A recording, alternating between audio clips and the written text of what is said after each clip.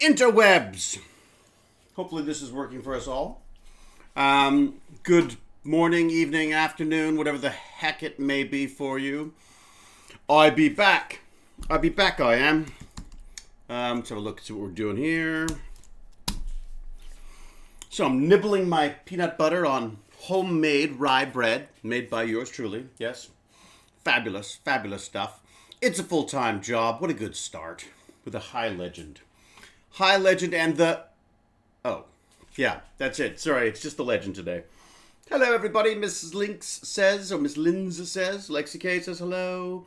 Hello to you, Soul Wraith. Hello, everyone. Good morning. What a wonderful little turnout. Andrew Galbraith. Andrew Galbraith. Braith UK, perhaps. Third Eye Storytelling. Hello. It's been so long. Too long. How's it going, Third Eye Storytelling? Full-time jobs laughing at me already. 3D printing Viking. Hey, 3D, hey, it's 3D print Viking. How are ya? How goes it? How goes it over there? Good morning, Ruby K. Delicious. But just a tiny hint of milk in there, just to pretend that it's not, Dude, you are late for Chatty Chat. Dude, I don't have a time for chat. That's the beauty of it. Chat, Chitty Chat is it's a never-ending story. It could happen anytime. You see what I'm saying? Dude, I'm late. I don't think I set times. Did I? Did I actually set times? I don't think I did. It's so funny. I start sort of ruminating about perhaps I should get to the chat around 11, and it usually takes at least until 12:30 before I do that. So, good morning. Finally, stream when I'm awake again. Oh, Dark Rogue. It's all for you, Dark Rogue, really. Good. Third Eye Storytelling's doing well. Soda Crafter, thank you very much. The Maverick Werewolf. Because you know what? You don't want those follow the regular pack werewolves. You want the Mavericks. That's the key. Back Mom. I was going to say, we have schedules during quarantine, during COVID quarantine. Yeah. There's no schedules. We don't need no stinking schedules. Yeah, I always plan on having a schedule. I think if I'd actually said a time, I would be better at trying to stick to it. But because the Tuesdays are such a sort of a work in progress, so to speak, I really just sort of I take my time when I can. I like the idea of being able to do Tuesdays, but there's always in the back of my mind, yeah, I don't know. This is a good time if it's a good time for James Gurney, then that's great. I'm working 6 a.m. to 12 in the lab now. Wow, 6 a.m. Jesus, that's you want a dog? Because my freaking mutt keeps waking us up at, just before 6 a.m. every morning. I gotta say, I'm really struggling with the dog. Doglessness was beginning to appeal to me. I was beginning to like the fact that, we could do what we wanted when we wanted. We weren't sort of stuck on a fixed schedule, and, there weren't cleanups and walks to do and all this kind of stuff. And so when Jane and Baz started asking about the dog again, I really kind of thought I'd shut it down. I was like, nope, I'm happy with my life the way it is. And then now we've got this dog, and she's a lot of work. And I gotta say, I'm not afraid to say it. I'm not sure it's working for us. We've had a lot of problems with her recently. She's a pound rescue. There's some behavioral issue stuff that I'm a bit worried about. Had a little kid come up to say hi to the dog yesterday, and I was like, oh, I'm so sorry. But I just don't know what she's going to do. So she tends to jump up, and, I've got scratches and bites all over me from it. So it's just if she gets kind of excited, it's hard to know how she's going to react. She's absolutely lovely. She's just an absolutely lovely dog. But I just worry that this may not be the environment for her. I'm worried that she doesn't have the space she needs. I've always had a certain reticence to having a dog in the city anyways. And I swore after Mars, fabulous Mars was none of these problems. I swore after we lost our Mars that I was not doing another dog until we were in the country somewhere. So now I'm just pushing to try to move back to Greenfield. I'm trying to get back to. I'm like, fine, we got a dog. And I thought I'd put you off it by forcing everyone to call it Huzzah, which is a very odd name for people for some reason. So now I'm just going to push for moving back to the Warwickshire countryside because I just don't think you should have dogs in the city. It doesn't I don't know. Anyways, thank you, Jasmine Mirror. Look, this is the thing. It's no. Honestly, I think kids are, in a strange way, kids are easier. Because kids you can take to, you could take. Well, not that we're doing a lot of restaurants or anything now, but you can take them into restaurants. You can take them to hotels. You can take them into shops. This. Specifically, Huzzah. Huzzah is, I gotta say, she's a really smart dog. She trains really well. She picks stuff up really quickly, but as a result, she's also incredibly sort of strong-willed. When she decides not to pay attention, she's just not going to pay attention. So definitely been struggling with that. Again, I've talked to Baz about it. I said, look, I really don't want to feel like I've given up on this poor dog. But at the same time, if we can't look after her properly, then I just don't think it's fair. So I think she's. I'm kind of pushing right now for her to have a new home because I just worry about what's going to happen if she jumps up and sort of playfully nips at the wrong person or takes off and doesn't come back or yeah. Look, it's the usual normal issues of having a puppy. But of course the problem is that this puppy is already a year old because she's had no training because she's a rescue. And she has some strange responses to things because obviously she's been through hell and back. She seems, again, as usual, the rescue pets always seem very, what's it called? They always seem very thankful and such. Am I locked up or is it just me? I seem to have frozen. I've seem to have frozen on the stream here, but I see the chat going by, so that must be working. Let me just do this. I will refresh and see what happens. Oh, Baz is on. Hey, buddy. How are you? Oh, actually, Baz, while you're here, maybe we could do a test. Maybe we could do a test of the broadcasting system. Because I kind of wanted to see... Actually, I can't do it yet because actually, if anyone knows the answer to this, this would be amazing. I've got Discord. I'm thinking about signing up for their paid Discord service because I think that will stop it from freezing up when I'm trying to stream the chats. Does anyone know if that is the case? I would love to know if anyone knows that. Knights of Nick. It's been a long time since I've been able to say that. Knights of Nick. Still live, good. Yes, everyone else sees it. I have risen from the dead yet again. And what I mean dead, I mean my bed. Yes, depressed and emotionless. Fantastic. There's a username that really cheers you up. Yes, definitely I've had a few days like that. I've had a few days where it's very difficult. Where does Huzzah have her place to sleep or does she go to bed with you? So she has a little Union Jack thing that used to be Mars's bed, Baz's bed. And she tends to sleep there. Last night she slept, I think, in Baz's room because I had just had a huge talking off with her. Like I had to sort of stick her nose in a mess she'd made, and she was a bit unhappy with me because of that. But it's one of those things that unfortunately when dogs start doing stuff in the house that because of a behavioral thing rather than because of a need to actually do that stuff, or actually for any reason for that matter, the only way I know of training them out of that is you stick their nose in it, you go bad dog, and then she went and did it again, which was a really odd. I've never seen a dog do that before, but she literally sort of went, "I'm over here, fine, I'm peeing here," and so I literally stepped in it twice, 2 soggy footprints, right, and on a carpet, on a big shag carpet too, so it's a real pain. I blame Kate. Because Kate's dog came in and peed on that one a year ago. So I'm convinced that maybe our dog is like, well, this is the place to go, obviously. This is where, other dogs have done this. No food teas today. What? Xenos, what are you on a diet or something? But as I say, Chrissy G, the training, she trains really well. Sound more like internet issues at home rather than Discord. No, it's weird.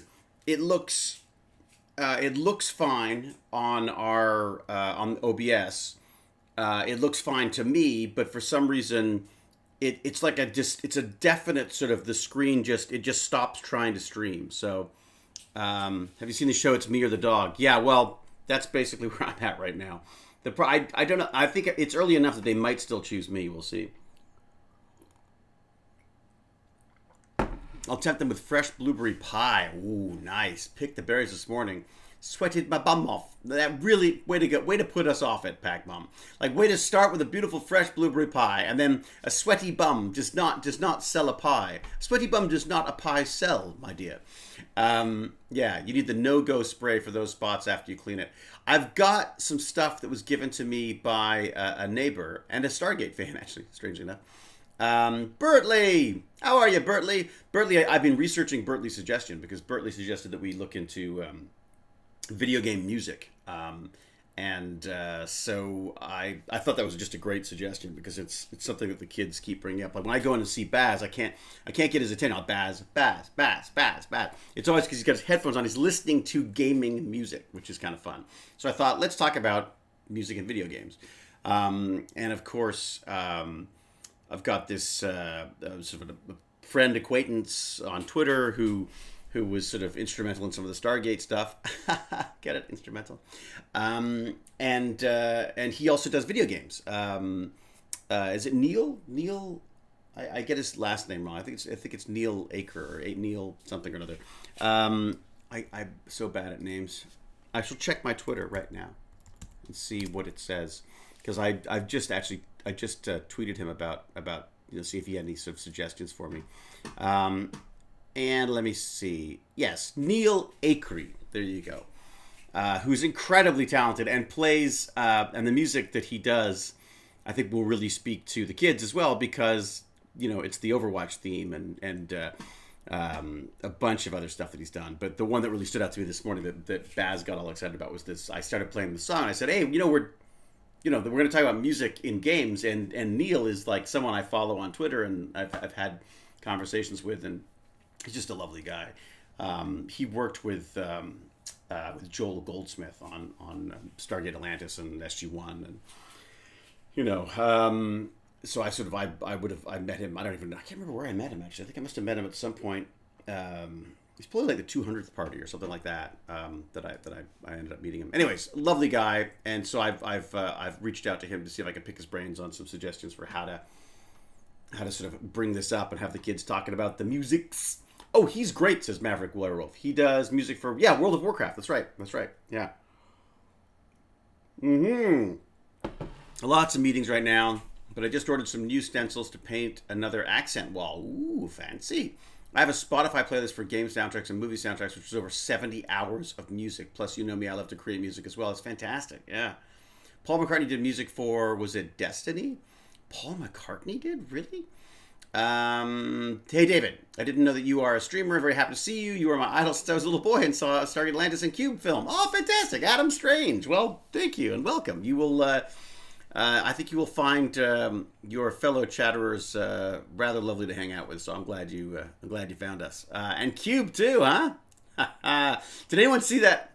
I'm assuming it's been debunked in some way now, but there's this fantastic image of the sun with this cube in front of it, which I can only imagine is either some kind of a digital anomaly or some kind of a fake, or the Borg has arrived in our solar system. But there's just a really cool picture of it. I should see if I can find it actually, because I just loved it as an image, and it immediately made me think of my old Cube days. Cube in sun, something like that. There you go. What is this weird black cube on the sun in this new NASA image? There you go. So I haven't even looked it up as to what it ended up being. Did we find out what it is? I'd love to know. Did we find out what it was? Is it blank pixels? Yeah, I wondered if that was it. It looked to me like there were just pixels missing from the image. Aha! Okay. Damn it. I wish I'd said before what my theory was before I actually looked it up, because I would have been right, and I love being right. You know me. So this is it here. So there's this perfect cube in front of the image of the sun. I'm posting it now. And hello from the Ukraine. Oh, from not the Ukraine. I'm so sorry, Adam. I'm not supposed to say that. It's Ukraine. It's not the Ukraine, which is something that us North Americans are always adding to it, apparently. So it was Borg. It was definitely looked like a giant Borg ship in front of the sun. I thought, well, the only thing I could think of to explain such a perfect anomaly in the image was that the image was missing pixels because they're perfect little squares. And I thought, and sure enough, it sounds like those are bits that have been, those are images that either haven't been processed yet or didn't, or were corrupted or whatever. So there's a perfect little square missing. But of course, the internet being the perfect festering pot for conspiracy theories and non-science and pseudoscience, they've come up with all sorts of alien conspiracies and stuff. So not aliens, I'm afraid, Dave. I would love it to be aliens, I gotta say. But the best theory I've heard on aliens, which I think is fantastic and far more exciting to me in a way than little green aliens. Unless they're Asgard, I suppose. Asgard. Just go watch that.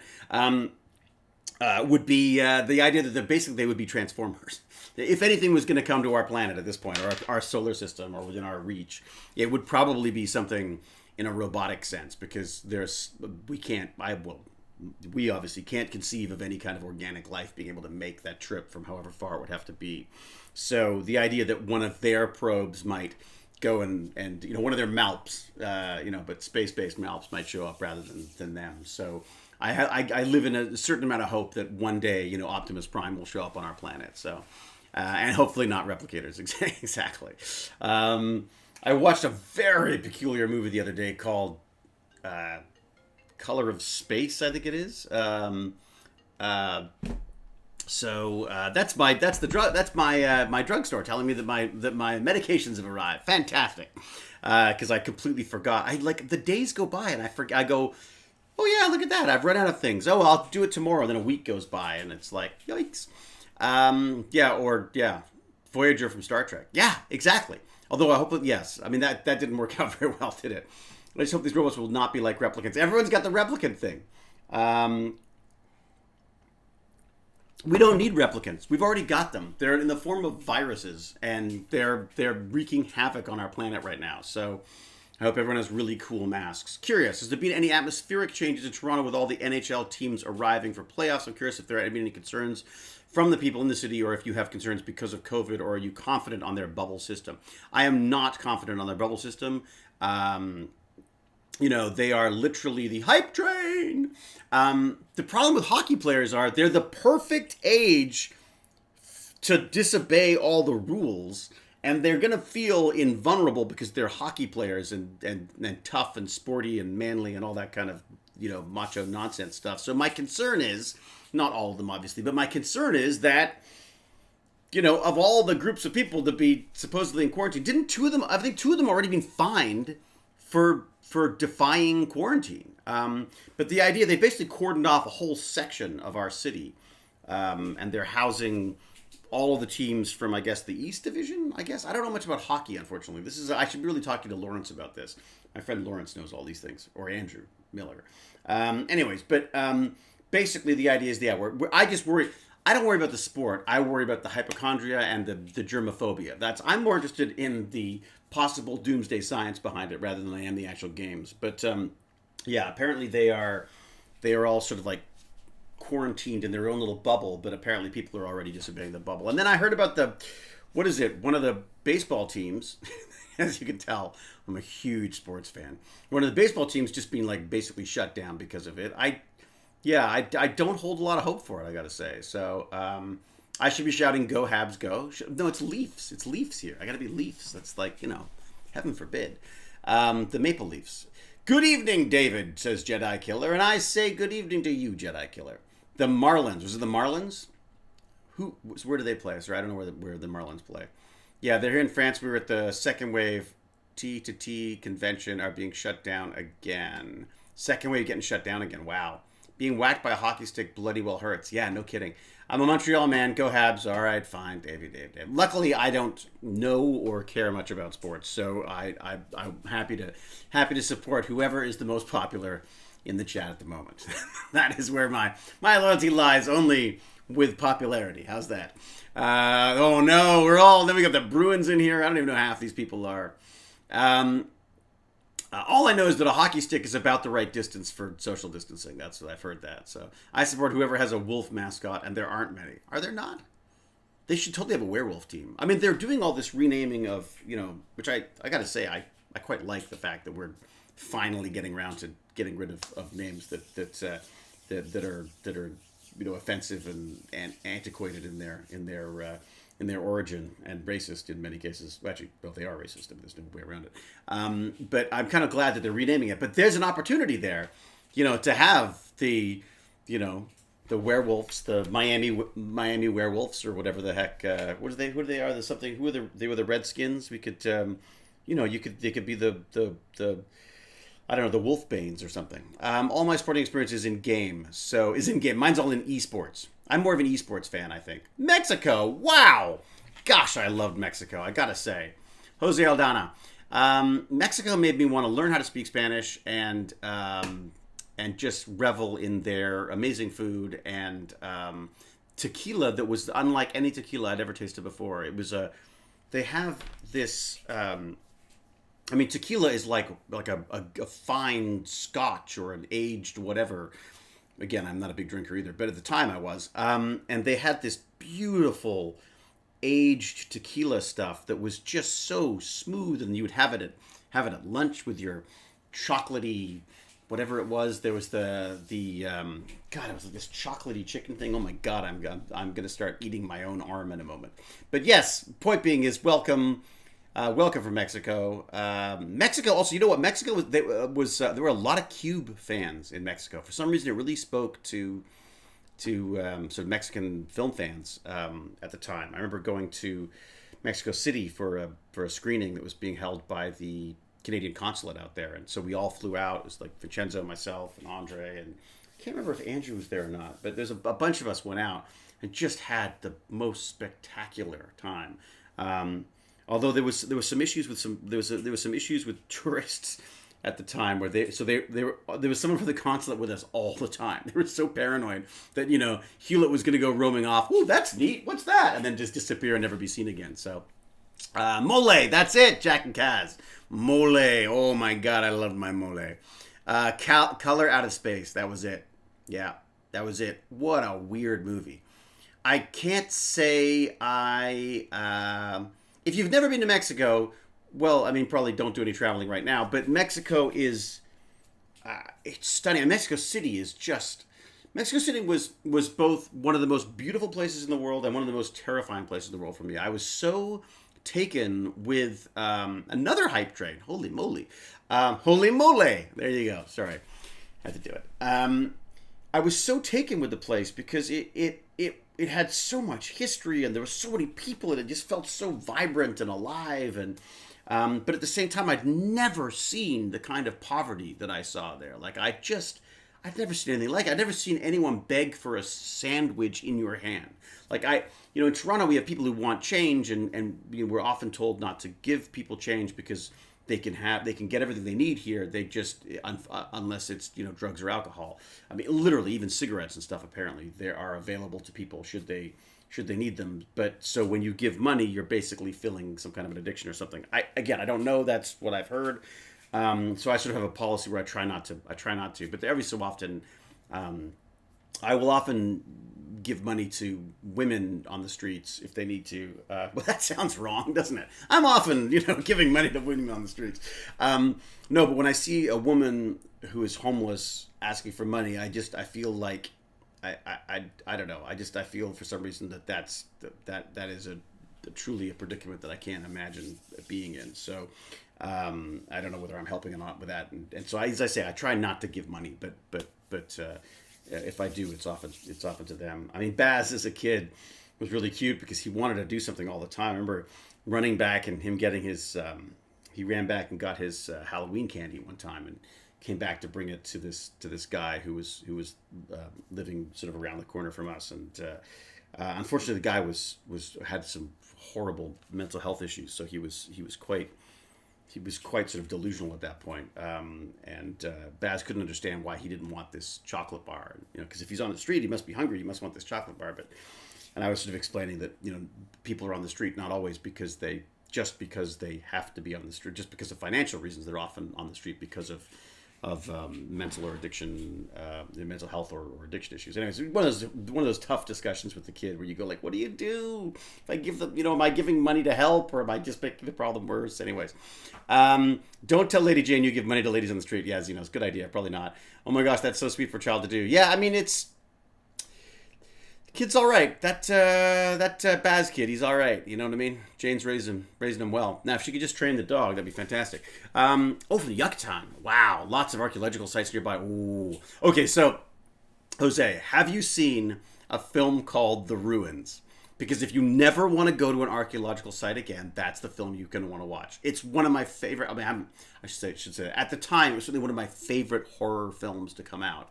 And it seemed very cheesy, sort of like teenage nonsense stuff. But boy, it was such a good, the film so struck me that I went and I read the book as well, which is never the case. I never do that. God forbid I should read anything. But yeah, I was so taken with this movie that I went and read the book as well, which was even more brutal in a way. But I loved that film. So yeah, only if you love horror films, because it's horrible. It's horrible on so many levels. It's terrifying. Hey, super dude. Oh, that's Tabaz. I see. Got it. Right. Yeah. No, that's great. I'm still here, right? What? No, I don't know what you're talking about. I'm still here, right? Yeah. Sorry, I didn't mean to say anything nice about you while you were here. What am I clicking on here? Things are popping up. Don't. Is it more of a creepy or graphic kind of horror? Jasmine, it's got both. It's both. It's a brilliant premise. Basically, like a bunch of kids hear about this cool pyramid that no one goes to, that no one knows about, and they sort of convince whoever it is, or someone convinces them or something, to go to this pyramid, to this ruins basically, and so they sort of hike through the jungle and they find this place, and it's just beautiful. It's like right there. It's completely separated from the jungle. There's almost like a moat of nothing around it, just a moat of sand, and then they get to it, and you discover things that are just, oh man, I get shivers at the thought of it. I should show Baz, try to scare the hell out of Baz with it. Gloomy skies, don't you think? Yeah? So, we've had our sweltering. We've sweltered. That's nothing. 23. I laugh at your 23. We're like 33 here. I might be exaggerating slightly. We were. But yeah, some seriously gloomy skies right now. It's sort of up and down. Have you watched Stonehenge Apocalypse? Not a terrifying horror film, but a wonderfully awful sci-fi. Oh, really? You know what I did watch recently was Blood Machines. I got the free 7-day trial on Shudder, because I was watching a lot of horror. I thought, well, let's see what's on there. And so I watched Blood Machines, which is just, is just mind-bendingly kind of wonderfully campy, if that makes sense. I mean, at one point there's this giant spaceship chasing a giant naked woman floating through space with a sort of a cross a glowing cross that covers her navel and stuff. It's should we say it's very French. It's a very odd series, but it's pretty fun. I would be dead. Mental note: do not go to Eastern Canada. Exactly. What? No, it's rare. It's rare. Oh my gosh, yes. Stonehenge Apocalypse was just kind of hilarious. Stars Misha Collins. Oh really? Okay, we'll have to check that out. You and Baz seen Iron Sky yet? It's funny. We started watching the second Iron Sky because we couldn't get the first one. And Baz kind of, he just sort of lost interest pretty quickly. I, of course, love that kind of stuff, but I haven't actually, haven't sat down to finish it yet. But I really want to see the first one, because the first one seems to be the real kind of, the cult favorite. So I'm curious to see. Falling Skies is really good. Oh, interesting. Okay, I haven't seen that. I'm legit excited that other people here like Stonehenge Apocalypse. So as well, you're not alone. You're not alone, Pamela. You're not. It's raining in England. That seems weird. Second isn't good at all, but first one is so bad but good. Okay, that's sort of what I was looking for. The second one just seemed kind of like, cheesy, basically. And then just going back to Color of The Color of Space. It's done by the guy who originally was remaking Island of Dr. Moreau, and there's a fabulous documentary about him doing this. He's pretty crazy, this guy. Fascinating guy. Like, just wow. Like, I mean, yes. Like at one point, I believe he was like in a cab in New York City talking to the taxi driver. The taxi driver was from Afghanistan and was had family in the Taliban or something. So he went to Afghanistan to sort of interview and to learn about the Taliban before. This is long before 9/11, and like just these crazy adventures. At one point, he had to carry his cinematographer through a minefield to get out of a situation. I just sounded like, anyways. It's I should look up the name of the movie because it's the one that they did. That's the making of. I mean, first off, I should say the Island of Dr. Moreau he made is unwatchably awful. But maybe worth seeing again now that I've seen the documentary. But he got booted, right? The Making Island of Dr. Moreau. Let's see. Isn't it Dr. Moreau? Did I get that right? Dr. Moreau. There you go. Let's see. So the documentary was called. Let me see what it was. Yeah, I'd be curious to know what the name of this movie was. It's getting a remake again. Oh God, please not. The Other was the most disastrous movie ever made. Wow, there's a credit, huh? Let me see if I can find this documentary for you. I wonder if someone's probably already found it by now. Araxos, thank you very much. Subscribed. I don't know that one. No, I'm not asking. Shut up. Stupid Alexa. Oops, I've just done it again. Spaceballs. I love Spaceballs. And it wasn't made by Terry Gilliam. No, Terry Gilliam. Oh my God, that would be fabulous to see. I would love to see an Island of Dr. Moreau done by that. I'm really sad that, yeah, boy, so is he. I'll tell you. I was working with Guillermo before we had the shutdown. I've just heard that we're starting up again in September now. So, but yeah, he was working on that for a long time. I can't get over that. I mean, one of the things that I thought was really interesting was one of my favorite YouTube channels is this Corridor, the Corridor Crew, whatever it is. They do visual effects. They do visual effects artists react, and they also do a bunch of their own stuff, and it's amazing. I mean, just the Corridor, what do they call it? Corridor Digital, something like that. Amazing channel. And every so often they'll do these videos that really speak to my feeling about the film industry, which is like, it's too expensive. There's too many people involved. It's inefficient. There's too much bureaucracy built up around the process of making films. Grab a camera, grab a sound pack, let's make a movie, that kind of stuff. So they've done these great videos on just sort of how to crew and make a movie for as little as possible. Like literally to the point where they're like, I'm not even going to bother with like a clapper for sound.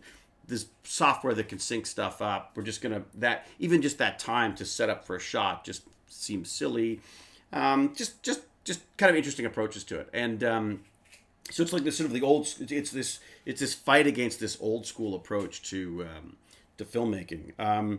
And most recently, their video is about how they've sort of quit Hollywood, how they're sick of attempting to make movies within the system, and just all of the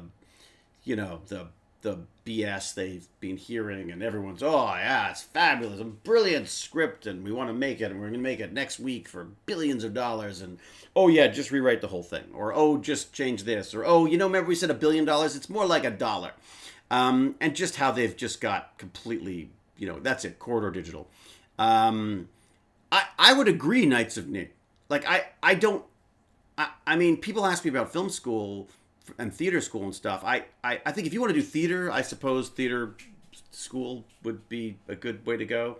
I mean, training as an actor, I'm very impressed with British actors because they're so well trained. But I gotta say, if you just want to make films and TV, I'm tempted to say don't spend the money on the school. Spend the money on learning what you need to learn to make a film. I don't think the the process of I think the very process of going to a film school and learning how to make films is the complete opposite of the way films are made. Like I just don't think that kind of a structure helps you.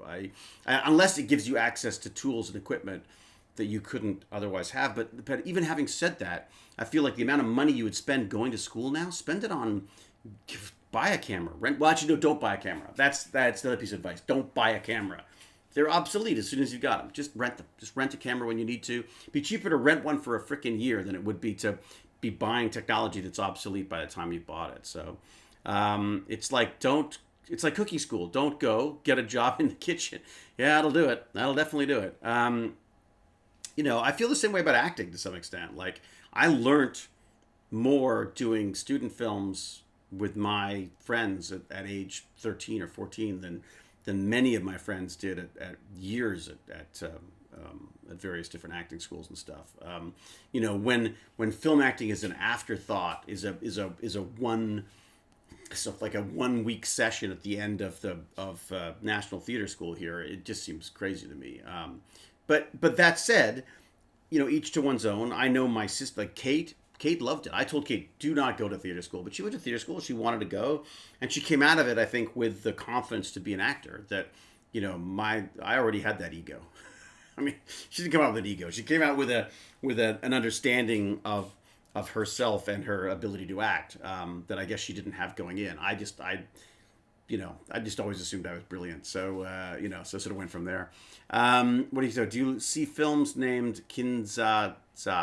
It's a Soviet sci-fi classic. It's really interesting with good humor, and it's on YouTube with English subtitles. Oh, fantastic. Okay.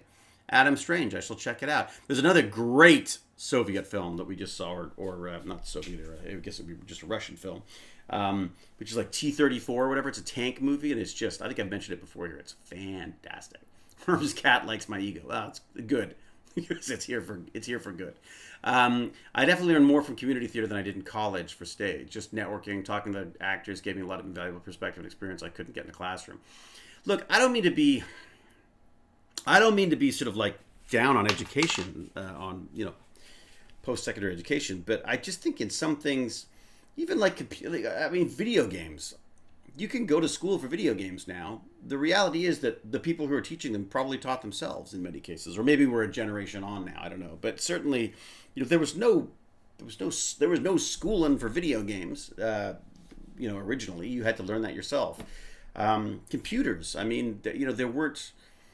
Back in the Commodore 64 days, there wasn't the kind of computer courses that are available now because people just they had to learn it themselves, and then as they learned it themselves, they could teach others, and it gets formalized and it becomes education. And my issue with education on a lot of this stuff too is that the schools can't keep up on the technology, right? So I got friends at film school even recently who are dealing with film, and you're like, what what the hell, who's using like film cameras?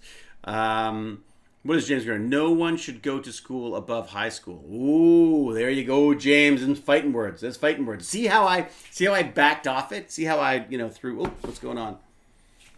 Hang in there, we're loading my activity. I don't want to do that. Have I clicked something? Oh, I probably have, haven't I? Yes, I have. Look at that. I've got too many keyboards going. That's my problem. It looks like James has stepped in it. Way to go, James.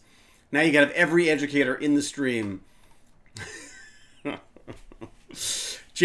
When James is not at work, he's busy baiting people on the stream here.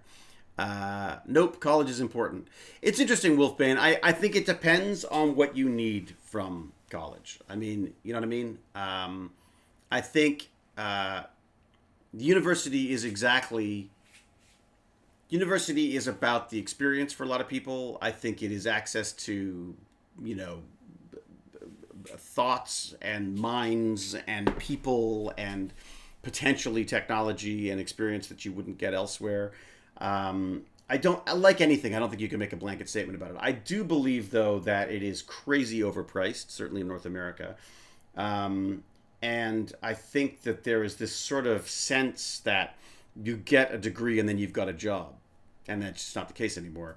I also feel like that it's not enough to go to university anymore. I feel like I'm a big proponent in this sort of lifelong learning approach to stuff where you go like, okay, don't go to university, subscribe to university, because you need to be in, if you truly are interested in the subject you're interested in, then you're going to want to continue with that all the time anyways. I think you could charge a lot less on a subscription model for universities, and then you go to university for a couple of years, you meet the people, you get some basics, you understand, you get that university experience. I mean, if we're not all in lockdown still, and then maybe there's a subscription model for the rest. It could be for the rest of your life. You subscribe as long as you want to on a monthly basis, where you keep learning about this stuff. So, yeah, I mean, look, I'm not to sound like a a full on Marxist communist or whatever, but I'm sort of getting to this point now where I feel like the government should be responsible for that stuff. Like, we pay all these freaking taxes. They should, schools should be free.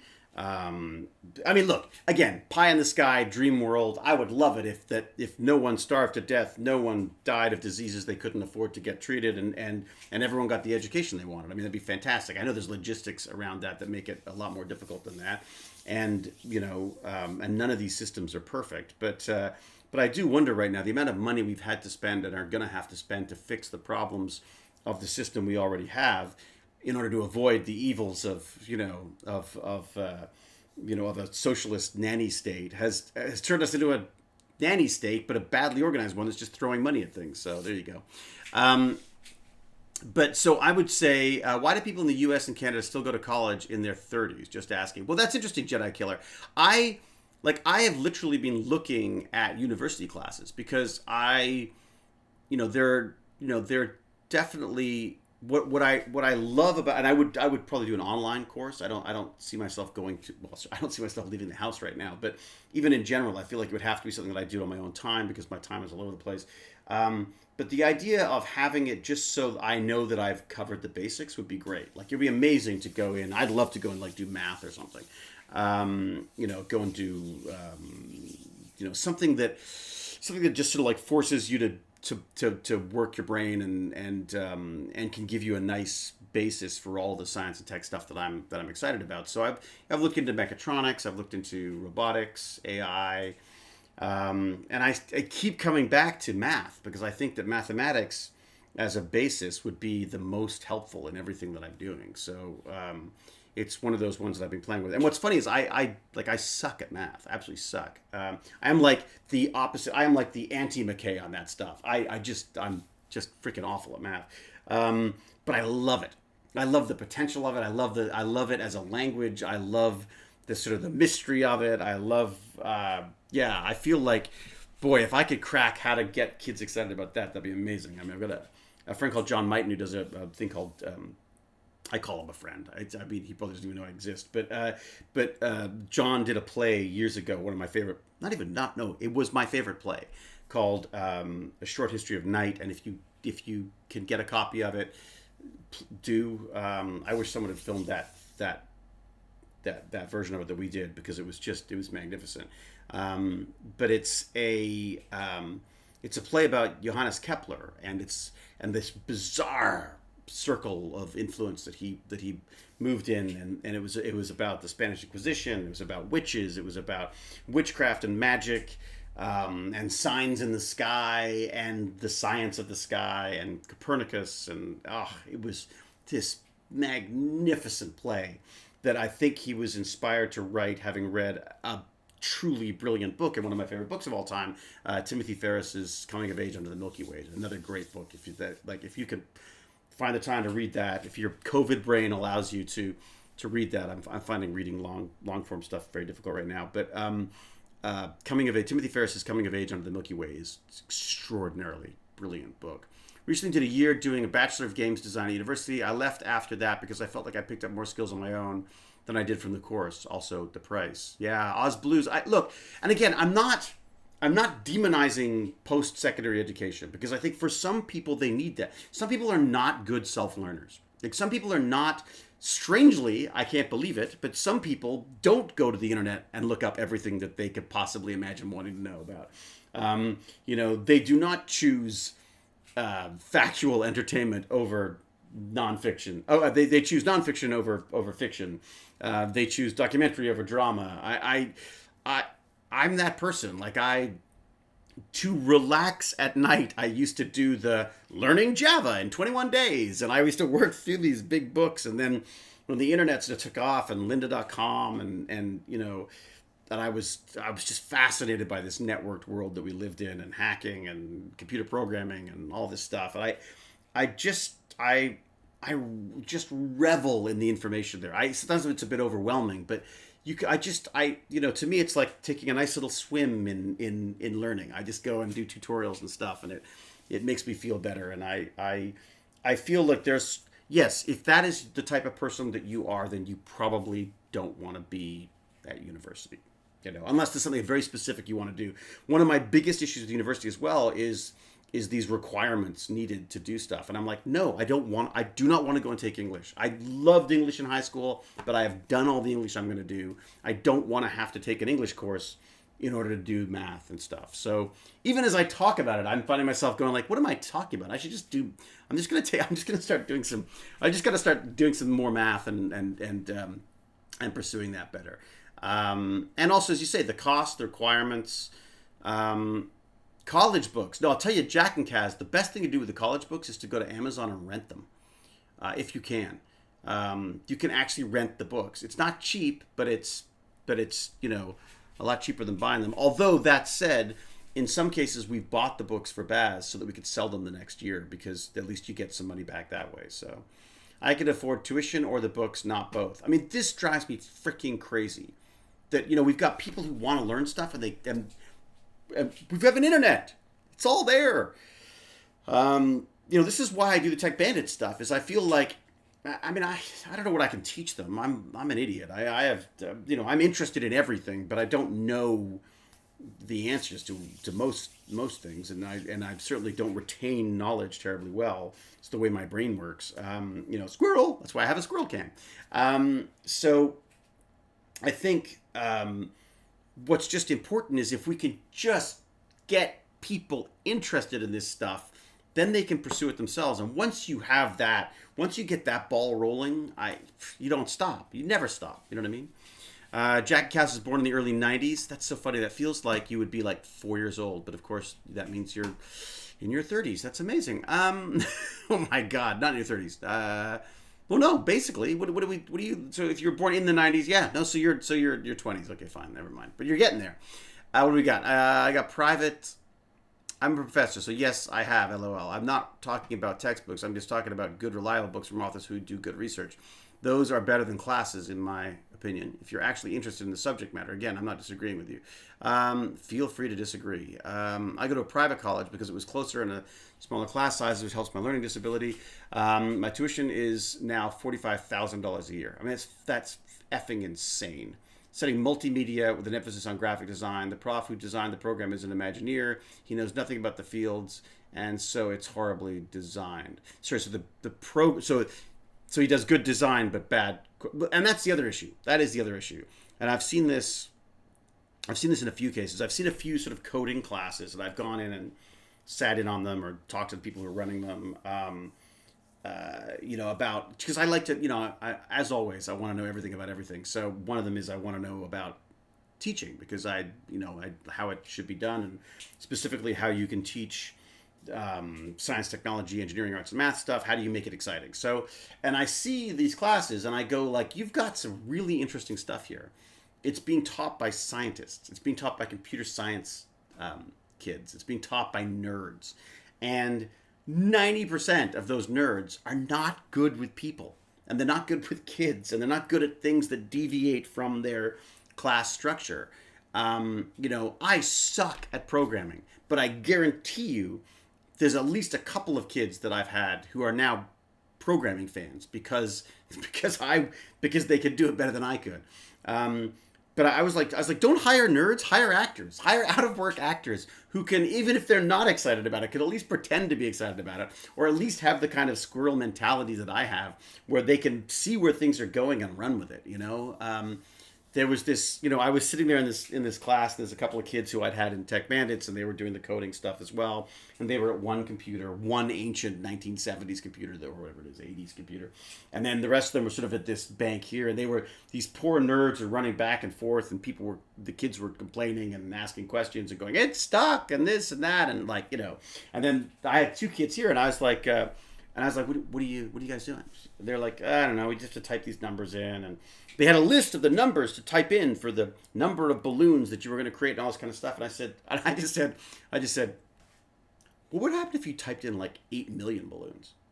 And they're like, and in goes, and then we had to work out how many zeros there were. So we sat there talking about what a million was. And then finally they typed in 8 million. They completely crashed it. But they had so much fun. Like they suddenly went like, ooh, look at this.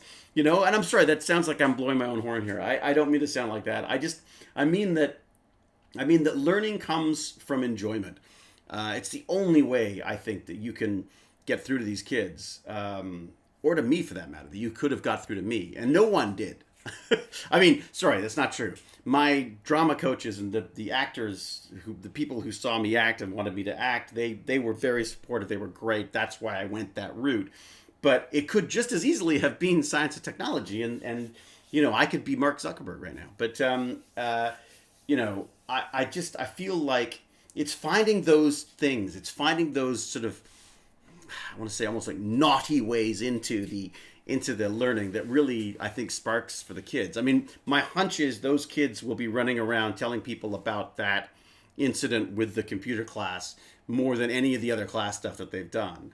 And I feel like the whole point of like those classes is to push it, is to make the mistake, right? So now, of course, I feel really sorry for the nerds because they must have gone like, oh my God, what happened? And then I'm sure those kids would have sold me down the river in a second, like with that kind of like, aha, it was that fat old guy. He's the grown-up guy. Well, I should tell Baz's story, by the way. I should tell Baz's story. So Baz has a story where he said he's got a couple of people who follow him now because he did this Overwatch camp, and so there's a couple of kids there who are sort of excited by the fact that he streams and that he has some followers. They're like, what the heck? How did you get these followers? And Baz is like, my dad's like a sci-fi nerd. So he's very good about it. He's very good about understanding the privilege that he's come into this with. But and other kids definitely sort of struggle with it. It's like, that's not fair. Like, it shouldn't be like that. It's like, no, it shouldn't. I know, but if you have that, if you get these opportunities, you need to run with it and stuff. Anyways, and so one of the things was he was playing his game. I can't remember which one it was. It was Valorant or something. Maybe he'll probably jump in and correct me. But he's playing one of the games. This guy jumps on and says, "Oh, hey, you're playing. Are you streaming right now?" And he said, "No, I'm just playing." And he goes, "Well, no, you're streaming. I just got a thing that you're streaming. There's some fat old guy talking to kids." And that was he's like, the guy's like horrified that maybe some fat old guy talking to kids had crashed Baz's gaming channel. So that was his, he enjoyed that story.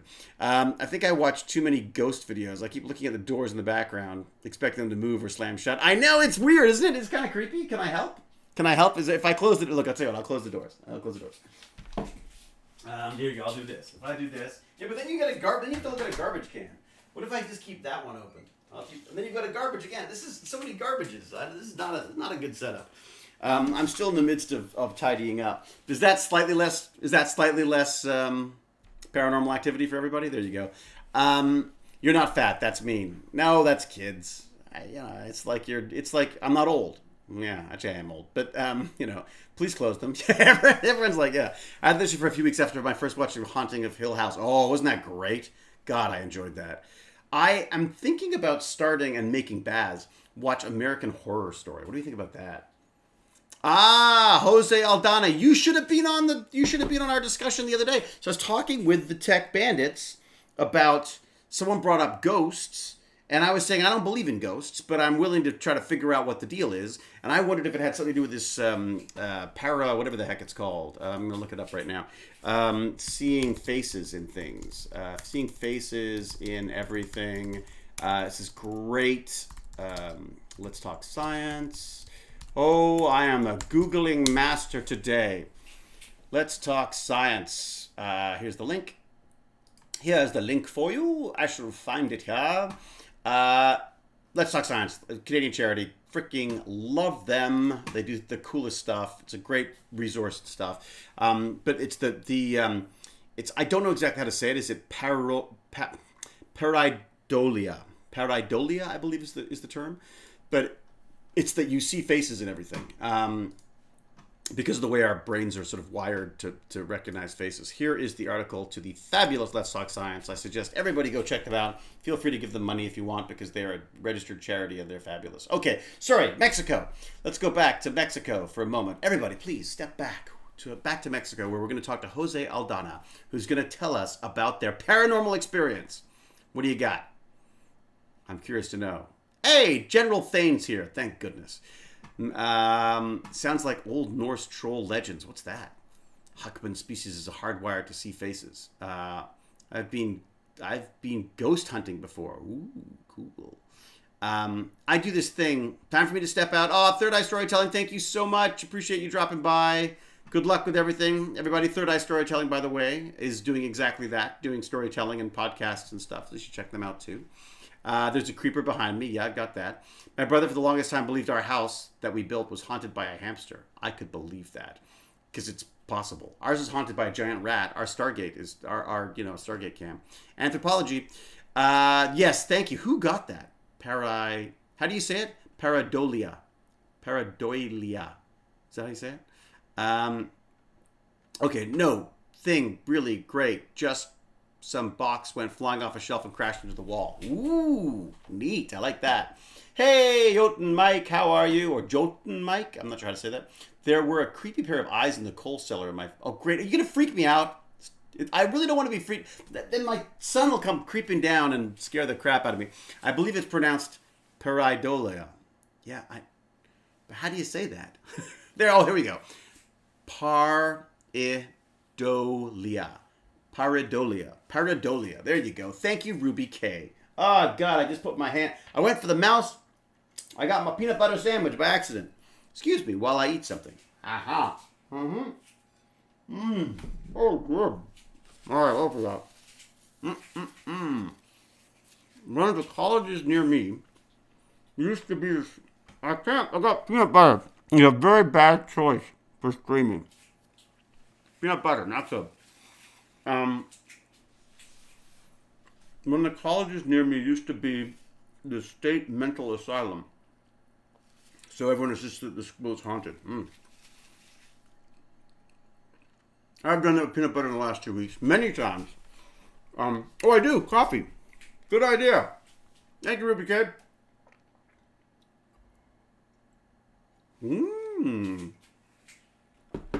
Spinner Breaker has a ghost road near them. Karem. That's for you. Okay. The museum where I volunteer is more than 100 years old. Several of the night guards swear it's haunted. I mean, I get it, but I just... and you've lost Cal. Worse than any haunting is my SMR. Hey, Nathalis. Welcome to the Marmite crew. I love me my Marmite. LOICS press. OMG.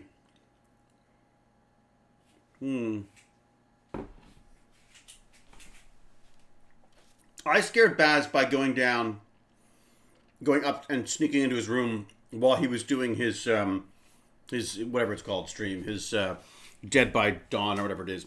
It's just a rip-off. Dead by Dawn. Cal, what have you done to him? It was Dead by Dawn. The term came from Evil Dead. And now it's being, now it's Dead by Daylight. I don't know. I'm not sure about that game. My mother used to see the devil in my grandparents' house. Well, I got a few family members like that for sure. Silverhand, Dead by Daylight. That's it, P7, that's right. That was hilarious. Oh, did you see that? Oh, yeah, I forgot we were streaming, weren't we? Yeah, I might have scared him during the stream.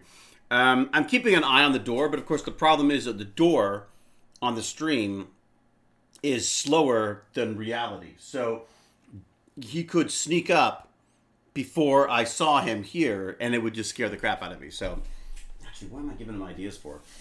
Okay, now I'm nervous. Now I gotta stand like... I ruined my own stream. Okay. Magma Rabbit. Oh yeah, blame me. I'm totally in charge of your son's funds. Yeah, Cal. Never had Marmite until I saw David eating it and thought I'd give it a go and liked it. My cat sometimes jumps up next to the TV and turns the TV off, stares into the blank screen. Yeah, that's weird. My favorite Baz story was not my favorite. There's many Baz stories, but Baz is a small innocent child. He we rented this place in where was it? In Palm Springs, which I've got to say I had no desire to go to, but had the best time there. It's sort of New Year's Eve thing. I'm checking the doors just to make sure. And so we rented this place, beautiful sort of Art Deco, very cool, cool little house that we rented for the time there. And out back there was like a nice little pebbly trail that led up to a fire pit, and it was a gas. You turned on the gas, and the fire would. It was just gorgeous. And so the first evening we're there, we'd arrived. We'd sort of unpacked and we're looking around. Oh, this is amazing. So Baz and I walk outside. We walk along the pebble thing. There's a little pool there. It's a fabulous. Don't go in the pool by yourself, all this stuff. Then we go up to the fire. I'm like, don't touch the fire thing just in case. And then he just stares. I turn it on. Fire comes up. He starts staring and staring. I go, dude, you okay? And he goes, I don't like what I see in the fire. Something's coming. Something's coming to get us. And I was like, what? Like it's this little kid doing like this full exorcist stuff. And it turns out that in his head, we've been talking about one of the things you had to look out for when you were there was like rattlesnakes, because they had a lot of rattlesnakes. It was summer. It was like something you had to watch out for. And so we sort of just mentioned that in passing, that, you don't want to go crashing through the bushes, the underbrush, what little underbrush there was in the desert. So we sort of warned him about that. And he'd taken it to heart, and his concern was that by turning on the fire, the snakes might be scared out of the dirt and come out. But of course, to me, all I heard was like a prophecy of doom and death for the family. So, what do we got? Man, you were way better than Michael. What? How could I possibly be better than Michael Shanks? What do you think about the New York Times article about the DoD releasing info on UFOs not from this planet? I don't know, man. I need more information, I would have to say. We have video proof of this stuff, I guess. So there's something going on. It's that, what is it called? Occam's razor, where I feel like what are the most likely? It's most likely that it's probably some kind of human-related thing, or a human or Earth-based, something is happening that relates to the things we know, more likely than that it's an alien that has suddenly come down and started zipping past our planes and stuff. So I feel like it's got to be some kind of Earth-based phenomena, or some kind of a test craft, I'm sure there's a logical reason for it. I can't believe that anything could come and visit us, that one or two times that we've got it on video, and that we're completely unaware of this stuff. But who knows? You know what I mean? The DoD didn't release UFOs not from, what the heck? Where's that? What's God? Wait a sec. Occam's razor. Simplest explanation that is consistent with the facts is often the correct one. Exactly. There you go. I like that.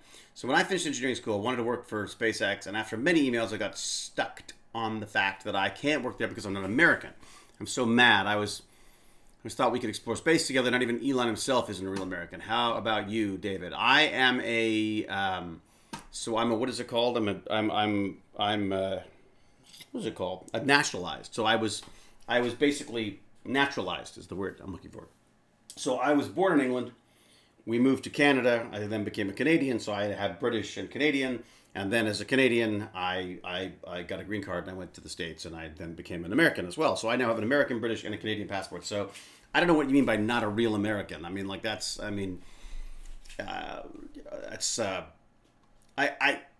America has some, I'm assuming has some kind of rules about this that stop that from happening. Is that what it was? How many bits to make audio Stargate books? How many bits to make Stargate books? I don't know what that means. Wait, you're a Brit too? Yeah, Dave. I got them all. I got all three. This is all a lie, by the way. David was born in Banshee. Oh, man. Like I say, who will ban the banner? Who will hammer the hammer? It's not that. He's not that old. Thank you. Hey, Harklight. How you doing, buddy? Arclight had not been feeling well for a while, but is now back amongst the living, feeling a bit better. Once you eliminate the impossible, whatever remains, no matter how improbable, must be the truth. Yes, absolutely, totally buy that. But I think the part of eliminating the impossible that's the hard part, right? Hello, Canada from Germany. Hello. Who was that who said hi? I should probably say hello back. Stefan81. Hello. Record the Stargate book audios. Record the Stargate books into audio. LOL. I only got 2 of them. Brit and Canuck. What was that? Only got 2. Only 2. Collect them all. I'm also looking for my Irish one right now as well. Like my father was Irish, so I'm wondering if I should go for that as well. It's the law because rockets and missiles are quite similar, unfortunately. Yeah, Meglados. That's so true. Absolutely. That is the issue. I was once tempted to move to Canada, as they were once advertising for bus drivers in Toronto. Well, there you go. You could have been a bus driver in Toronto. Toronto's a pretty great city to be in. I got to say, there are a lot of improbable things that would have to happen for a UFO to be an alien ship. Makes a lot. Yeah, there's a lot of simpler explanations. That's my hunch too. Dave. I don't know. I do not know. I think it's Northern Ireland. I think I'd have to ask that. I probably should know that, shouldn't I? It was one of those things that my father got it because he married my stepmom. My stepmom is Irish, from like directly from Ireland type thing. Ireland to Canada, and then still in Canada. I say that. So I think he wanted to make sure he had all that covered as well. So he applied for it and got it. So I think that means I can as well. But how cool would that be? Could I have 4 passports? Irish, British, American, and Canadian. Oh, that would be cool. Everyone's looking for Irish nationality at the moment with Brexit. Oh, yes, that would be useful, wouldn't it? What is it? What sounds racist? It kind of sounds racist. Only U.S. citizens can work in SpaceX, and it's not easy to get green cards. Jolton Mike. I don't know. I mean, they have DStat. How are you doing, DStat? DStat, our sponsor level Patreon, who I thank basically every single Tech Bandits I do a little shout out for DStat for being there for us. Really helps on a monthly basis, and it's I feel very, very lucky to have DStat with us, along with all the other Patreons and subscribers here and all that stuff. So thank you much. Thank you much. I feel my energy lagging. What's going on? It's 1:51. When did I start this thing? I've only been an hour. What am I doing? I'm not sleeping enough because it's this damn dog. That's the problem. I've heard that Canada is one of the few countries with the lowest crime rate. Is that true? I don't know. That's a good question. I mean, what's funny is we've got what they're calling a wave of gun violence here right now, which means that 22 people died or something. I don't know. Either way, I mean, the problem, of course, is our neighbors to the south have an awful lot of guns, and it's kind of a fake border. So I'm sure it's kind of quite a job to stop them from sort of flooding up. I'm part Maya, part Spanish, part French. Part Maya. Maya. Where's Maya? I don't know that. Part Spanish, part French. Xenos is saying hi to DStat. Pac-Mom saying, okay, I'm back. Writing center appointment is over with a list of more revisions, but the end of the semester is in nigh. Good, is in sight. Very good. Well, congratulations, Pac-Mom. Talking about going back to school. She's got this down. Sorry about the guns. Your friends from the USA. Yeah, oh man. It's bizarre. Apparently the Americans are buying more guns right now than at any other time, or they were. I don't know if they're, I mean, weed is legal in Canada, yes. Did you ever toke pot once in college like McKay? Yeah, it's a bit like that general thing. It holds no appeal to me. I don't need anything to make me slower. I feel like my brain is a gift to you all. But my brain is something that I'm very worried about messing with, because I really enjoy learning. I really enjoy being present for things, and I worry about anything that takes away from that. We were talking with an acquaintance of mine who was sort of like what I would call a wake and bake, with someone who like woke up in the morning and reached over, grabbed a joint and smoked and it was always in a certain state of high, shall we say. And he was talking about an argument he'd had with his wife because he was stoned basically for the birth of one of his kids, and I thought how awful that was. How awful it was that you would miss. I wanted everything. I wanted every experience of that. I wanted to feel it. I wanted to remember it. And I just thought, oh God, I can't imagine being so enamored with that escape that one uses it that it distances you from your life. And I feel like I am not I think I am. I mean, not to sound sort of like dramatic about it, but I think I definitely have an addictive personality. I have a.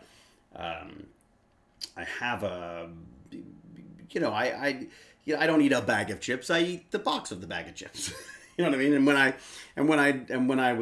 I drank, I didn't have a liquor cabinet because you if there was still alcohol left, you'd drink it. That was just what actors did, and that's what a lot of actors do.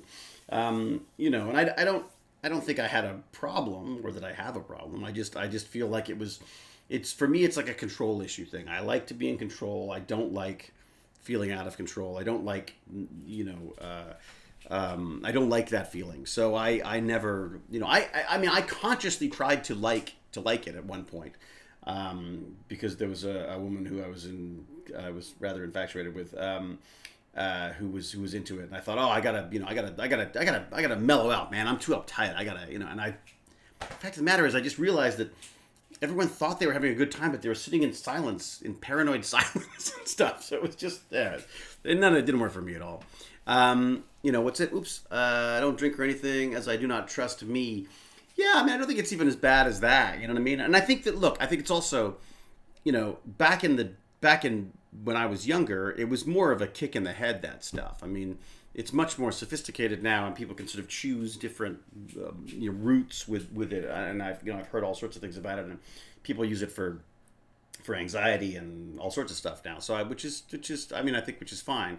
I just think it's like, first off, there's always the moderation aspect. I really don't believe kids should be doing it until they're in their 20s. Because I just feel like your brain is developing for so much at that time.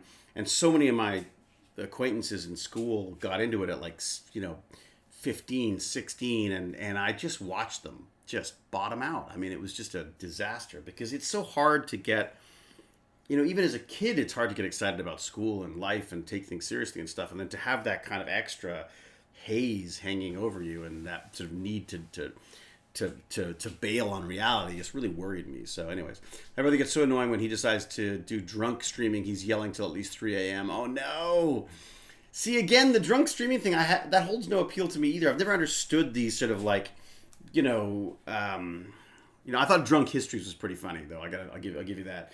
But I don't revel in people losing control. It doesn't feel, maybe I'm just a snob, but it just doesn't feel like, it doesn't feel right to me. It feels like there's something wrong. And I'm also a horribly judgmental person as well. So, it probably doesn't help. But yeah, I found, especially when I don't, I will have, Baz was sort of obsessed with, Baz sort of watched I don't know if he watched a TikTok or something and learned how to make a martini. And so he sort of rushed down and made me a martini one day. And I was like, well, I'm not going to turn it down. And I was fantastic. But I was out like that night was just like it was just done. And I used to drink, Jane and I used to have a couple of those a night and a bottle of wine. I mean, we had no problems with that. But I just felt like I just don't feel like I need it. And, and my kid's exciting enough for me. Like my wife is, I feel like I'm very lucky and I don't want to miss stuff. So I do try to keep myself, I sort of try to avoid it most for myself. So I often find myself wondering what people are missing when they need alcohol or drugs to get through. Yeah, I think I think some of it's a mental health issue thing. I think, the very nature, the nature of addiction is something that definitely has been, something that's been in our family for sure. I think most families have had issues with that. The other thing I notice is it's a creeping thing. It's one of those things that, as I watch people as they get older, they start the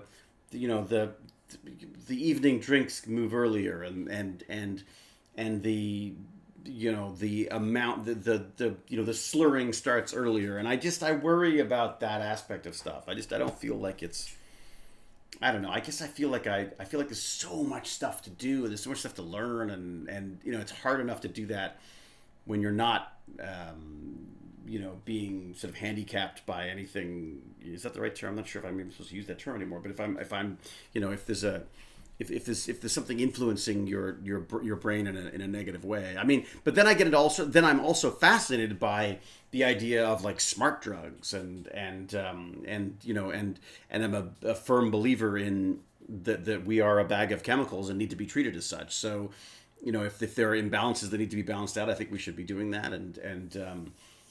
I have at times been given things for my ADHD, which help me focus, and I'm sort of I'm of two minds of that. There's an irony there somewhere. There's a joke in there somewhere. I'm sort of of two minds with that too, because while it really can help me focus, I also know that they're very addictive, and I don't like the idea of being addicted to anything, whether it's pharmaceutical or recreational or anything. So that really sort of bothers me. And then again, at the same time, look at me, I'm drinking coffee all the freaking time. So anyways, I do get not drunk, but fairly boozed every 2 weeks with friends. So, and again, I think this is it. You got to just find your own path for this stuff, right? Yeah, I mean, you just have to find your own way, and I think that I guess one of the things I was trying to make clear to Baz, as a father, was like, look, I mean, there's this assumption that everyone's going to go and that you're going to go out with your friends and get drunk and fall over and act like idiots, and I said that it doesn't have to be the norm. You know what I mean? You don't have to, you don't have to make all of those same mistakes that all kids make growing up. Like, why not just be... I mean, Jane was really smart about this. Jane was far more adventurous in this stuff than I was, I'm sure. But at the same time, she was always, like, she was designated driver. And when she was designated driver, she didn't drink. You know what I mean? Like, she was responsible. I was incredibly irresponsible and trying very hard as a young man to be... I like to call it... I was trying to be, deep and complex, and really I was just a muddy puddle. Just trying so hard to be tortured with no reason at all. I think that's part of there was this sort of like this fear of the privilege that I had growing up. There was this sort of a resentment that I wasn't going to be taken seriously because I'd been given all these advantages. And the reality is the very nature of my attempt to be sort of cool and daring and out of control, fabulous disaster type stuff. The very attempt to do that was just a horrible example of my privilege. I mean, so, never drank, don't drink coffee, never tried drugs, not even weed. I got no stories though, nothing to talk about. Yeah, but you know what? I mean, you do. That's the thing.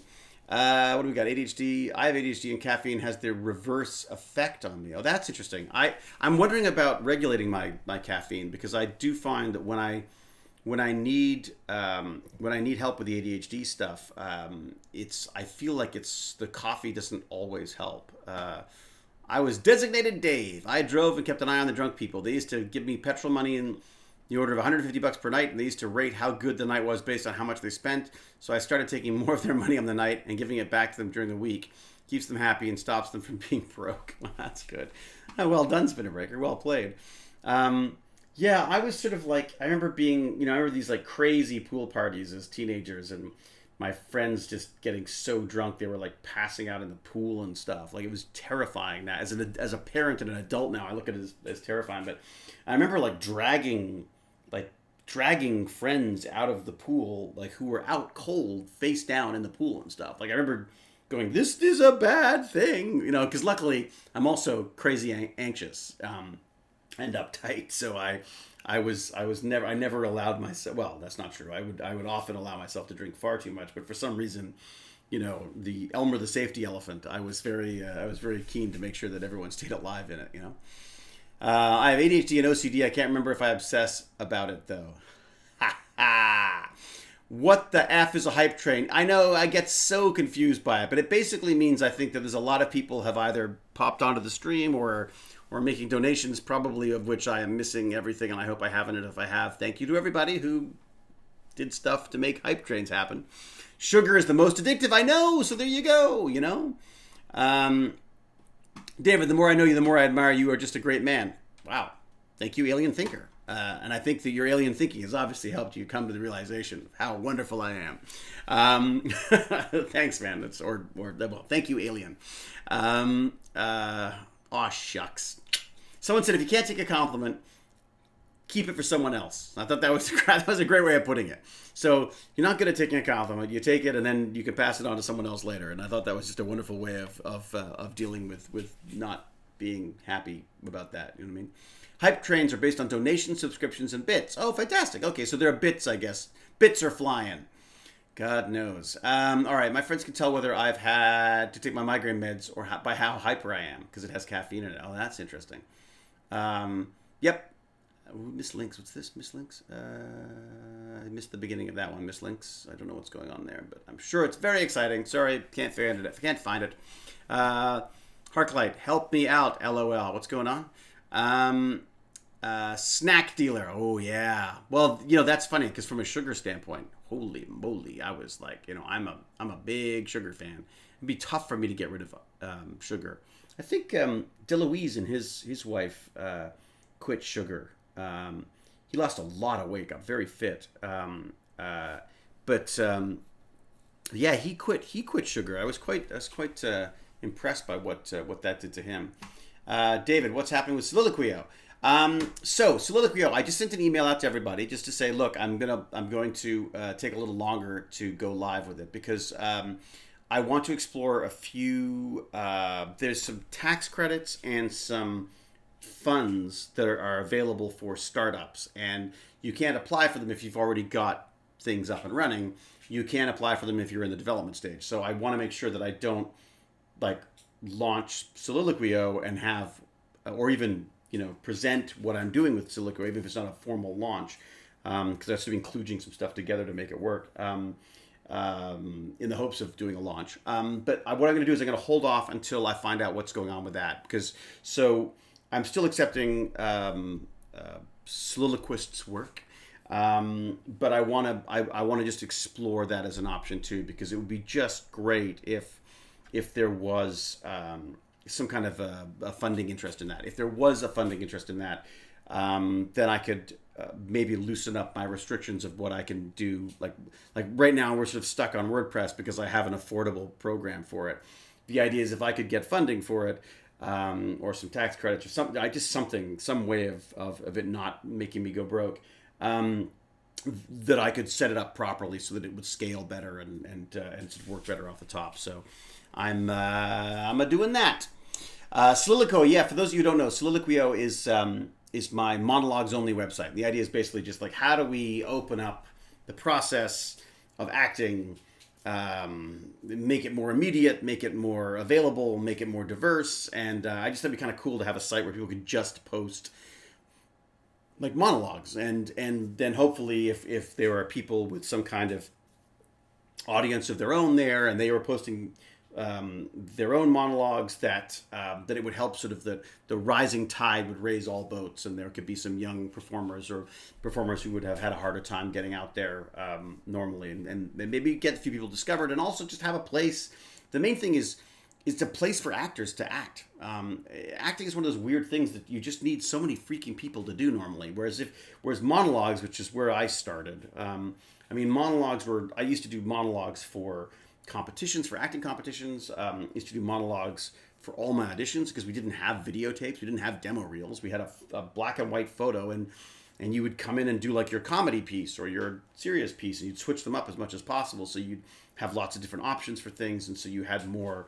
Now we almost do it with demo reels, where we can sort of change the demo to reflect whatever it is you're going in for. So like you're going in for comedy stuff, well, play up all the comedy stuff, bring out all the Stargate comedy episodes. If you're doing a serious part, then bring out all the serious thing and put that you can sort of edit that together now. So you've got a much more flexibility. But back in the old dark ages, you used to have to like convince agents to come and see you in plays. Or you did the monologues, and I loved monologues. I loved them because it's just the purest form of acting.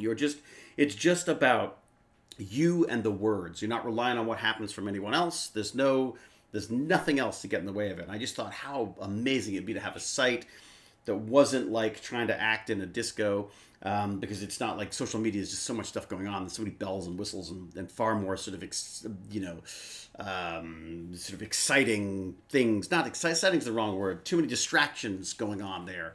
That if I could just have a site that focused on the acting, I thought it'd be kind of fun. So that's what I'm doing. What's this? Every time he shakes the camera, what's that? Every time he shakes the camera, what do I do? What am I doing when I've shaken the camera? Every time he shakes the camera a bit, I'm just waiting for something weird. I know, like for a kid to come in or something. It's weird. Definitely because of the work. We only got a week together. It'll be worth it, but still hard. What's going on? That's freaking awesome. I'm glad. What do we got? Poor Luke has got time to fit everything in. What do we got? Well, you could work at any dimension is going to do the same thing, i.e. trying to transfer to the U.S. eventually. Then maybe a SpaceX locations internationally eventually, but probably won't count on it. Virgin Galactica has a pretty cool mission. I would enjoy working there if I was able to finish my degree. I know there's an amazing woman who got us into JPL for a visit. And I don't know if I'm allowed to say names and stuff, but Marlene, am I saying it right? Is it Marlene? I'm always willing to double check names because it's so easy to get them wrong. Let's have a see here. Let me just check it. I'm checking it right now. So Marlene was at JPL, amazing, like just so great and so excited about it, and just like, but now she's at Blue Origin with Lockheed Martin, and she's just absolutely loving it. But she is just an amazing story about her parents and how she basically got into this, and she's being approached by, I think it was Obama's publishing company, to write a book about it, because she's a woman of color, from a I believe, well, certainly from a non-American background, basically an immigrant, basically. And she's just sort of risen to the top of her field through incredible hard work and just smarts. I mean, she's amazing. So anyways, so she looks like she's working at Blue Origin now. But she was at JPL, and we did a JPL tour, and it was just freaking great. What do we got? Good luck, happy cooking. Who's doing that? Who's cooking what? One sec. Bronze scale. What's going on with bronze scale? I'm missing stuff here. I'm missing lots of stuff here. Worth it but hard. What's this bronze scale? What's going on with bronze scale? I'm missing something here. I'm just going to try to find out what's going on with this chat here. I'm visiting my parents. I'm having to self-isolate from them for 2 weeks, and it's really hard and lonely, but this is helping. Thank you. Oh my God, I'm so glad. Yeah. Well, and let's face it. You are self-isolating for 2 weeks in order to keep your family alive. So what you are doing is a good and noble thing. And I think all you can do is just make the absolute most of it. Like, do your reading, catch up on your reading, watch your shows. Obviously, come and join us here because we're fabulous. But yeah, good for you. Good for you. I think it's you have to do this stuff. Like when I go and visit, look, my dad keeps saying like, oh, I wish I could. I mean, I'm not a hugger. He says I'm not a hugger, but I really, and he's very British, so he doesn't like to finish sentences that involve any kind of emotion. David saw the show last night, and well, enough said. That's the compliments I would get. Although, to be honest, what's funny was the one thing he said. I think the first full out, not the first, but certainly one of the ones that stood out to me the most was he was telling me that he was proud of what I was doing with Tech Bandits, which was, I think, one of the reasons why it's so sort of near and dear to me, was that it's one of the few things that my father has actually felt so compelled to actually say, maybe you're all right. No, he's always been very supportive, but it's very British. They don't do a lot of gushing over their kids' stuff. Although maybe to other kids. I mean, I do hear a lot about how great my sisters are. So, geez, mate, you're up early. It's only 6 a.m. in New Zealand. Yeah, sorry. I know. By New Zealand time, I'm exhausted. I'm exhausted anyways because my freaking dog is waking us up. The dog that I'm trying to convince everyone else not to make our dog. But anyways, can you say hello to my friends? Yes, we can. Um, they need support nowadays. So Proto 903 and Soyar 652. They need support. What do they need support for? Because yeah. These are the usernames, I'm guessing. And what do we got? Cyber hugs for David. There you go. Thank you, Xenos. Stay strong, bronze scale. That's it. Just got to do it. Don't even think of it. It's not even an option. This the only way to protect your parents is to stay away from them for 2 weeks. And look, just having them around. I'm sure just having you around is great for them. My two oldest don't live with us. I haven't been able to really hug them, and I can't have them in the house for a nice sit-down dinner. What I would give for that. Someday, it's a really nice thing that you're doing. It's so true, Bronze. It's your Bronze scale is like, yeah, you're doing the right thing. You have to. That's it. Audio? What's going on? You looking for some audio? I think it might just be you, or is it just me? If I hit something, if I hit a button, I tend to hit buttons. I'm good at that. Does your dad ask, "Are you winning, son?" No, but I like that. Are you winning, son? Audio seems fine. I can hear you. Yeah, so it's fine. So as Cal says, oh, she's got me already. Look at that. Remember the rule, David. Unless everybody has a problem with the sound, nobody has a problem with the sound. So there you go. But just so you know, Chishui, you'll probably need to check your own audio there. Maybe make sure you're not muted or something. Thank you always. They'll appreciate it. Everything's fine on my side. Yep. Coming through fine. Yeah, remember the rule. Yes, Cal's doing that. But hey, look, I've caught up. We're in slow mode. If I slowed it down to such a point that are we forced into slow mode because of how slow it is for me to keep chatting about this stuff? So tomorrow, PC Bandits. Looking forward to it. I'm going to talk about gaming, music. So the music in games, because it's kind of an interesting problem, isn't it? Like you're creating music to keep people excited about games, but those games could go on for hours, so you also don't want it to be annoying. And like, how do you design that stuff? And then I thought I would look into like, how do you get into it and look up some, see if there's any videos and that kind of stuff. And I just like to have talking points for the kids. I like to have talking points for myself so that if there's horrible dead silences, I know that I've at least got some things to fall back on. But I like to work through just a few things just so that, and just also you find out what they get excited about. There's stuff that I get really excited about. I think, oh my God, they're going to love this. They're like, yeah, whatever. And then there's other stuff that they'll go off on a tangent on. And you're like, oh, really? Let's talk about that. And Bertley mentioned the music thing the other day, which I thought was a great suggestion. And then yesterday, Baz was playing his gaming music in the background, and thus could not hear me screaming at him about the dog. So I thought, so obviously the gaming music is a big thing for them. So why not have a look at that? So, I was born in Surrey. England. That's where I was born. Red Hills, Surrey. I'm waiting for that nice blue plaque. There's the nice blue plaque that they do, the historical importance. They better put that on a hospital somewhere. Not asteroids, General Thane. Guess again. It should be asteroids. It would be cool if it was asteroids. It's actually Splatoon, of all things, Nintendo. So, Tech Bandits is 11 a.m. Eastern Daylight Time, if it's daylight time now. I get very confused by the daylight times and standard time and all that kind of stuff, but it's 11. Look at Cal. Look how fast. Red Hill. Howdy, neighbor.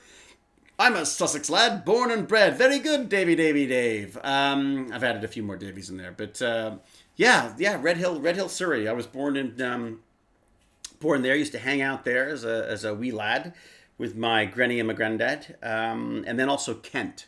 We were also in around is it Sevenoaks? Around Sevenoaks, around that area of Kent. Ainsford was I think probably the nearest village type thing. Got a GXT. I think Baz has a GXT as well. What's that? GXT. What are they? What are we at? What are we looking at? Germans. Where are you? Speaking of your tried citizenship as an American, how do you feel about Hamilton? As an Englishman, how do you feel about Hamilton? But the play? The play, I thought the play was glorious. Absolutely glorious. And I'm not even all right, James is from Sussex. Oh, look at that. There you go. Gaming chair. Oh, so Cal, we got the right gaming chair then. Oh, that's good.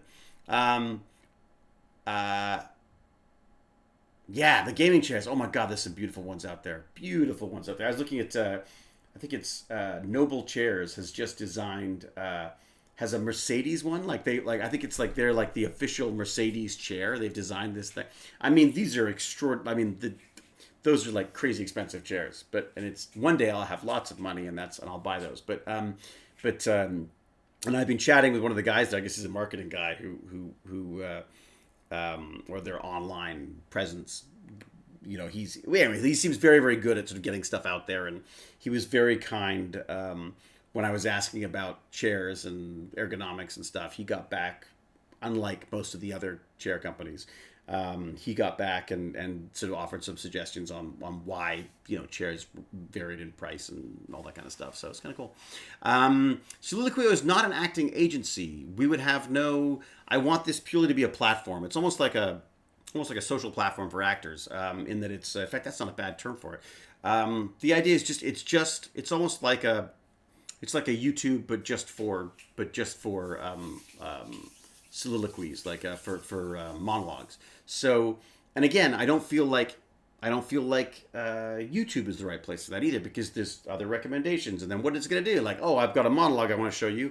Let me recommend some more other monologues. I mean, like, it's just, I feel like I just wanted a place where you could go and you could host all of your stuff, and it could be almost like just a place to play, like to try different stuff. I mean, like play roles you'd never get to play otherwise, or play the parts you've always wanted and stuff. So, Harklight's looking for a more conservative chair. Interesting.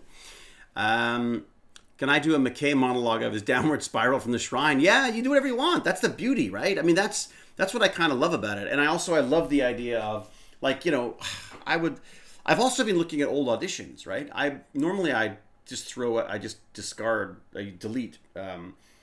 Normally I would just delete auditions. And then I found a whole cache of all these ones that I'd done over the years. And I thought, you know what? It's kind of a fun little sort of jaunt through time and talent. And I thought, well, maybe I should post some of those too. I mean, while they're not strictly monologues, they're still only one person, static camera, that kind of stuff.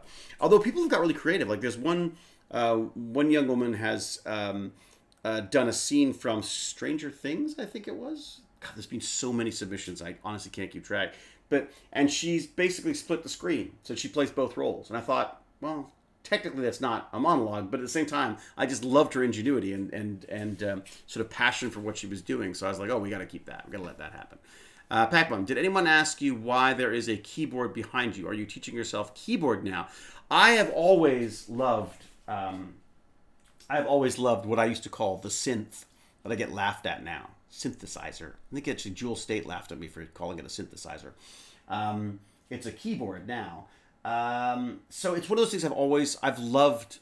I love sort of noodling around with that kind of stuff. I love loops and I love it because I love it because it's technical music.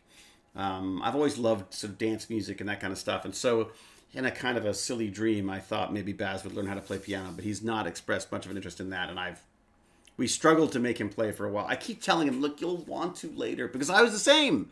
I was told to do piano, but piano was so freaking boring when I was a kid. Now you can go onto YouTube and learn how to play how to play Marshmallow songs. I mean, it's freaking amazing. So I thought it'd be kind of fun to play with that.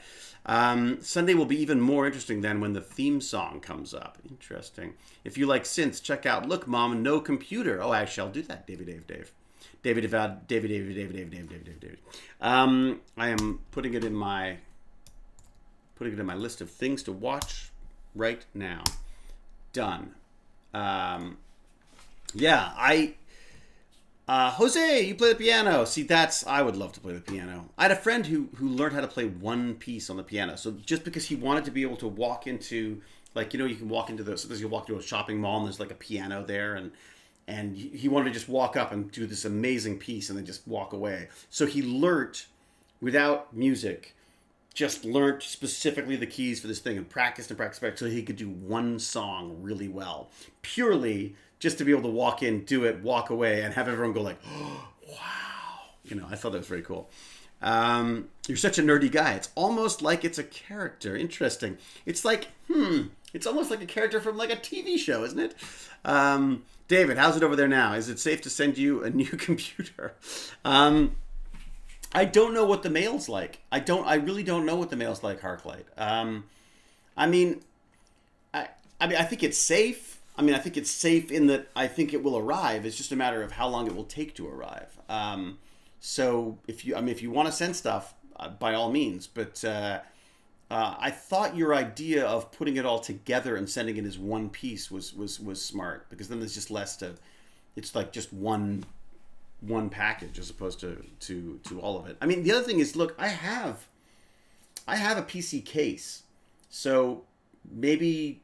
I have a case, I have a power supply, what if you just sent the bare essentials or whatever you're thinking. And thank you, as always. I don't want to sound too sort of blasé about, oh yeah, sure, send me a PC. It's just that we have been talking about this back and forth for a while, so that's why I'm not jumping for joy. Inside I am, as a small child jumping around in joy, but my granddad had a musical organ that had 2 rows of keys that he would happily try to teach us simple things on when we visited. Wow. I found an old little portable organ in Jane's dad's attic, which was really fun to play with.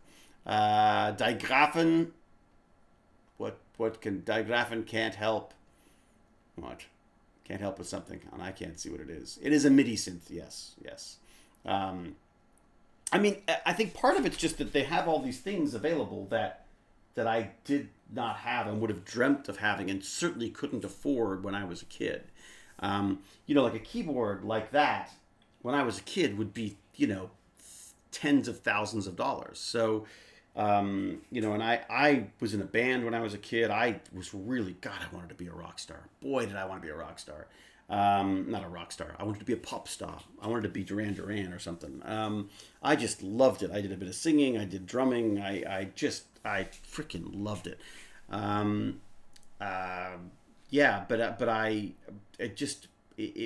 It was not one of those things that was easy for me to do. I mean, it was, I didn't have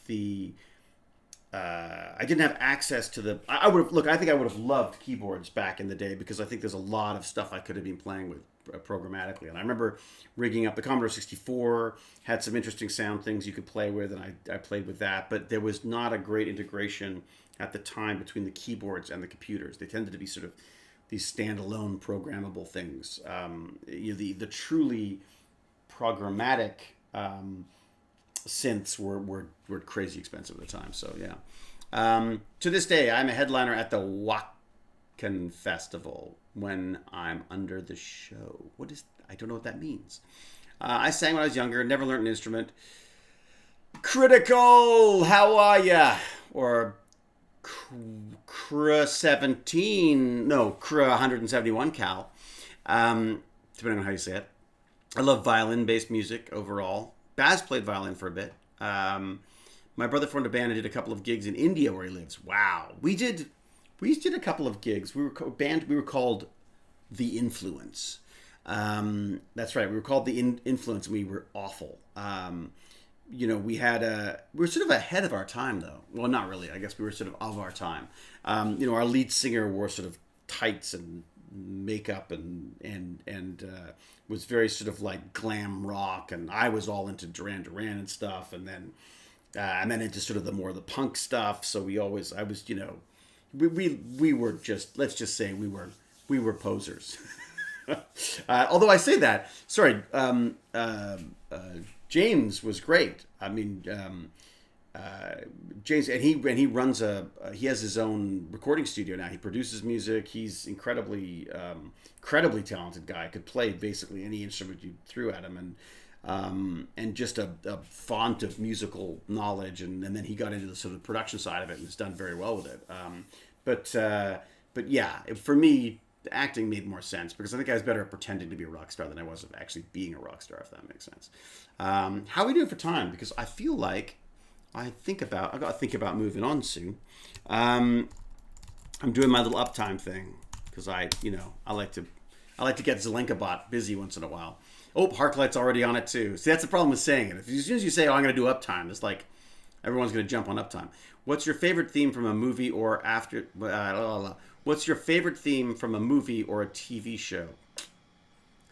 I gotta say, I mean, not to be too cheesy, but I always thought like that Stargate was probably, 30% better than it was because of the amazing music in it. I love the soundtracks of that. I was a huge Blade Runner fan, so I loved the Vangelis stuff. I loved all of that. Basically all that kind of stuff. I mean, I really like the sort of the dance music stuff. So there's some cool. I loved the soundtrack to Oblivion. I thought that was brilliant. Anything by Cliff Martinez. I mean, the guy's freaking genius. He did Gorky Park and Solaris, that remake with George Clooney, which I know everyone thought was awful, but I freaking loved it. I thought it was just lovely, beautiful, sort of romantic kind of thing. Yeah, Vangelis. I loved Vangelis at the time. I did an internship at the Navy Flight Crew, which is located right next to Verster Nordseekust. Oh boy, Deichbrand causes a lot of trouble. FBR flight traffic. I don't know what that means, but it sounds neat. Oh, is it? It didn't work for someone earlier, Cal. Loved a lot of Murray's Gold music for Who. Interesting. Did you see Joseph's Stargate future post today? What did it say, really, though? I didn't get much out of it. It sounded like, it sounded like a lot of, well, things could happen, which is always the case with any official word for about Stargate is always like, yeah, whenever anyone sort of starts talking about the Stargate possible future, anyone who is in a position that might know what's going on, it always ends up being about, well, stay tuned, because I feel like once there's a legitimate something to be posted, I'll get excited when I see something official. Honestly, the thing that most excites me about Stargate right now is the Stargate game, is the RPG game that I played, because the way they've designed it is they've structured it as episodes. So you're basically writing your own episode and playing in your own episode in a 5th edition Dungeons & Dragons approach. And I had so much fun doing it. To me, that is the most refreshing part of the Stargate franchise right now. I just feel like that's where there's some new blood and there's some new, that's where my interest lies right now with it. Because right now, from a series standpoint, I don't know what's going on. Who knows? I believe MGM has all the rights. Who knows? We will just have to live vicariously through the RPG D&D. But that's it right now. I think that's great.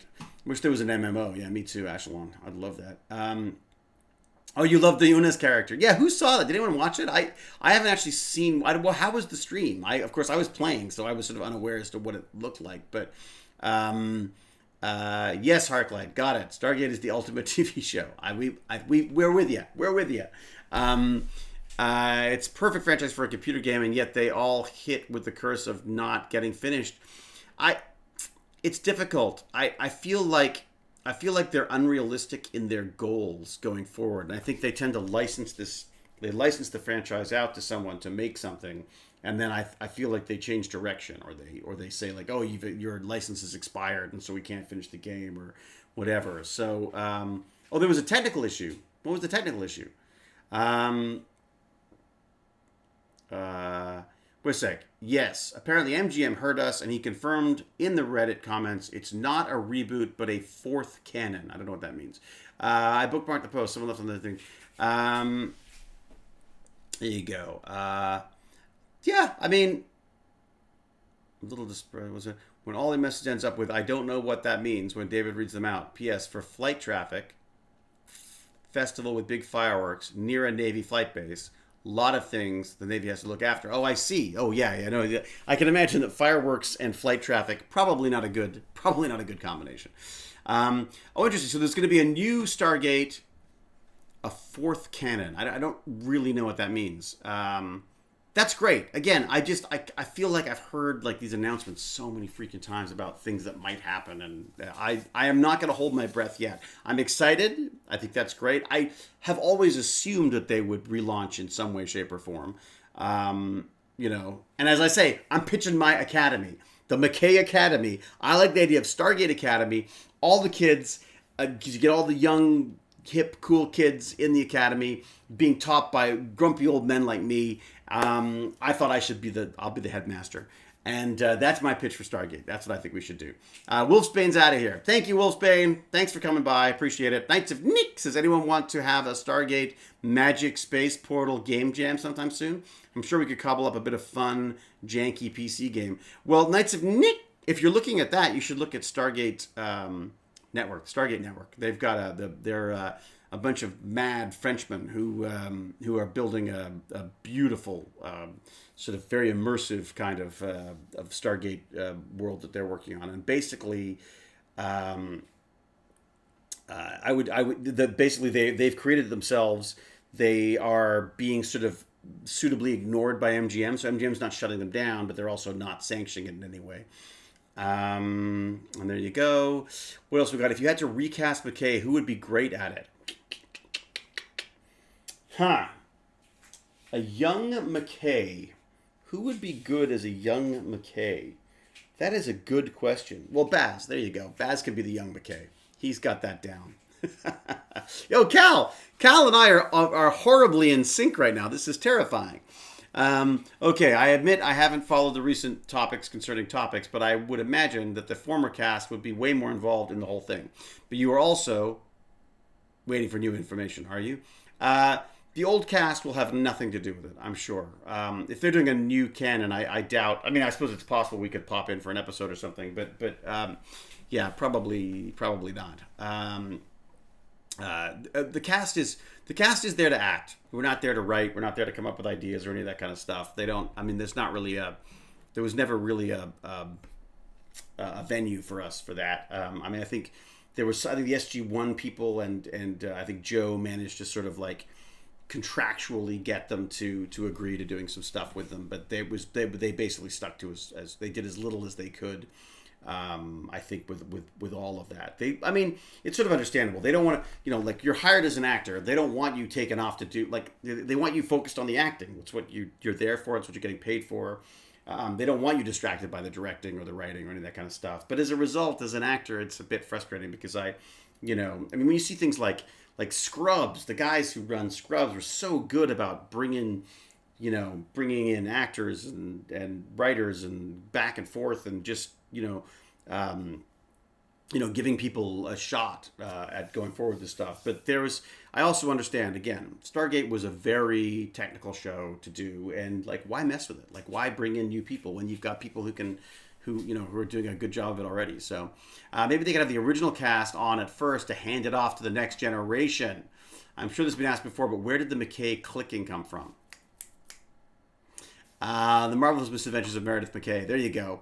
But no, I'm serious. Like I pitched MGM way back when on a Pink Panther series because they were trying to relaunch Pink Panther. They were looking through their libraries and looking for stuff. They wanted. I'd written a pilot for them, and they were looking for other stuff. And so I pitched them on this Pink Panther thing, and then just as they launched a rather disastrous relaunch of the Pink Panthers. So the Steve Martin one apparently didn't go down very well. So it sort of killed that franchise for a bit. But I had this pitch for the idea that the Pink Panther would happen in a boarding school, and it was basically Inspector Clouseau and the Pink Panther as sort of rivals within this school. So and then there was a very sort of like grown up. I can't remember the name of the police sergeant, the police commissioner, the police guy, the head police guy. He was like the headmaster figure. So you had this great. So basically, you took all the sort of the Pink Panther tropes from the movies, and you set them with a bunch of kids in a boarding school. And I just thought that'd be really fun to do. I really liked when Christopher Judge wrote SG1. They really should give you guys more opportunities.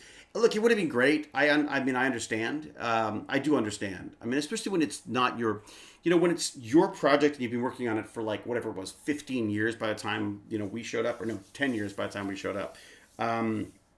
it's got to be tough to let that go to other people. Like, I mean, look, I mean, like even uh, even Roland Emmerich is talking about Stargate now. I mean, he was resentful of the fact that he wasn't involved in the show at one point. He was sort of unhappy with MGM's the way he'd been sort of like cast aside to when it was his freaking creation in the first place, type thing. So I I totally understand it, and I understand not wanting to give up the reins like that. But I really pushed for directing. I really wanted to direct. I made Dog's Breakfast so that I could direct for Stargate, and I was very sort of disappointed when it just kept getting sort of deflected. No one said no, but it just kept sort of getting deflected, and eventually, like an idiot, I went, well, if they don't want me to direct, I'm not going to direct. I mean, what's the point? And I should have. In hindsight, I feel like I should have fought for it more. But man, that sounds like a great show. Oh, right. So the whole point of that was, so instead of doing that with Pink Panther, do that with Stargate. So you have the young Stargate recruits come in to learn the ropes. They're taught by the original Stargate alumni, and McKay is the principal of the school and is just a freaking disaster. There you go. That's it. That's my pitch. Man, that sounds like a great show. Although not sure how you'd stretch it past one season. What? Bronze scale? What are you talking about? So the 100 has 3 leads direct so far. Yeah, I mean, and that's the way a lot of shows do it. And my hunch is it's probably because they had it contractually written into their contracts, basically. So mine was written. Was written into my contract was that I would be considered for directing, but unfortunately, the wording should have been I am directing as opposed to considered, because they can consider it all they want. That doesn't mean they actually have to give it to you. So, isn't that the plot of one episode of SG1? Is it? That'd be good. Which one? I'd be curious to know. Proving Ground, in a way. Yes, that's true. That is true. We can make the work in the game. We can make that work in the game. It's not too far from the premise. Stargate Phoenix. Actually, yeah, that's true. You could do that. McKay travels back in time, meets Albert Einstein, and tries to fix the time machine. McKay calls Einstein an idiot. Done. Episode. Perfect. Well, and this is the other thing about ideas, is there's always a million of them, and the difficulty is not in coming up with ideas. The idea is in executing them. So, like, how do you make them happen? How do you write those things? How do you get all the promise of a pitch into a script? And that's very difficult to do. And that is something that like Brad and Coop and all those lads are good at doing. So yeah, I do like that name, James Gurney. Stargate Phoenix. Well, Stargate Phoenix is what they call. So Stargate Phoenix is the name of the game. Is the name of the RPG game that they're doing. They're calling it Stargate Phoenix. It is a training ground for new Stargate teams. Yeah, it's kind of a neat way of doing it. How about Shepard and McKay are forced to come out of retirement? McKay never retires. Are you kidding? Can you imagine McKay retiring? I can see Shepard retiring and having a big ranch somewhere. But McKay, are you kidding? He's never given that up. That's the name of the RPG. Exactly. Thank you, James. That's much more succinct than what I was saying. How long have I been going now? Because I should wrap this up because it's almost 3 o'clock. And I got stuff to do before. I got a dinner date tonight. Another one of these socially distanced dinner dates. So I've been going for 2 hours. It's been 2 hours. Holy cow. Oh, exactly 2 hours. Look at that. Shepard loves flying too much. He'd retire but still own a plane. Yeah, that's true. Yeah. He'd be like, yeah, it's true. He'd have like a surf shop, and he would and a pontoon boat or something like that, wouldn't he? I shall have a good dinner tonight. Tonight we're having, so get this, we're going to this guy's house. This is my olive oil friend who we're going to talk to next week. I was going to talk to him today, but I thought, you know what, we've actually got some construction going on because we're having our front porch. Let's just say I stepped through the front porch. So we're having to redo the front porch, which is great because you really want to do that when you're not working and you're in the middle of the pandemic. That's the thing you want to do. We've had our front door replaced and our front porch all during the pandemic, which is just great. So it's always money, always things to spend money on. So because our wonderful friend George is working on that, I thought it might be a bit noisy. And the guy who I'm talking to, Phil, is actually a sound guy as well, right? So I thought, oh my God, I can't have bad sound when I'm talking to him. So the idea is that I thought I would do this next week. I'm going to try to bring him in a window, kind of like I bring in the squirrel cam. I've completely forgotten the squirrel cam today, haven't I? I go all on and on and on about my fabulous squirrel cam, and I haven't. Is that it? Is that the one? Ooh. Has the squirrel cam gone to sleep? It's possible the squirrel cam's gone to sleep. Let me see. The new squirrel cam? Let's go.